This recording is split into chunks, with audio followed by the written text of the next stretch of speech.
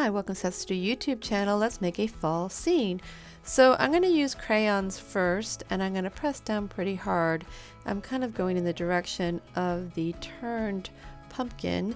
It's a sphere, and yeah, choose your colors, whatever colors you want with this. It's easier to use the crayons first and then the watercolors. So I'm going to go ahead and do that. And the crayons might resist the watercolors just a little bit, and that helps, as well as has some separation between the paint, so you don't have paint absolutely everywhere. You have some choices between the paint and drawing.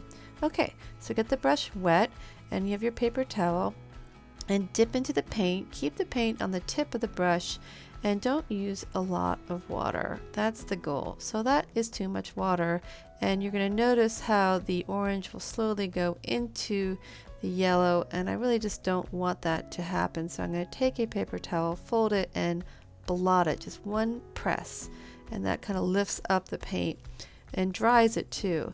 So I'm going to start off with the foreground. The foreground is the closest part in the landscape, and I'm going to make it darker, and this is called atmospheric perspective, where it's darker closer to you and lighter further away.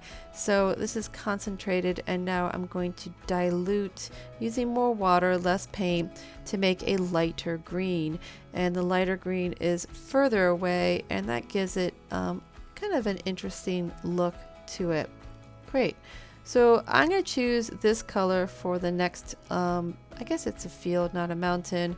I used like blue-green, and then I decided to use blue here, but you can choose whatever colors you want. Atmospheric perspective will say that the mountain would be either blue, purple, or kind of a cool color, and lighter as it goes further away. But again, this is your picture, so have some fun with this. You can make it a sunset instead.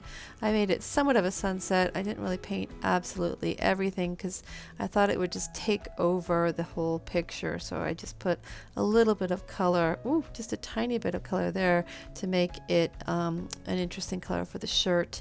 And I decided to put the orange on it to make it pop.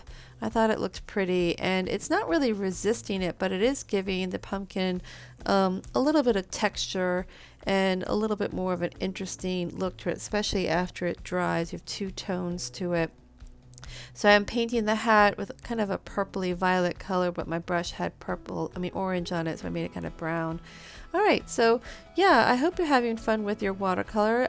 Be careful as you paint. So one, you just don't want one wet color next to the other because it will merge, and then you have to blot it. Two, you don't really want to overwhelm the whole picture with paint. So the crayons helped kind of give a little bit of an adjustment for that. Great. Well, thank you so much for tuning in, liking, and subscribing to my YouTube channel. Enjoy.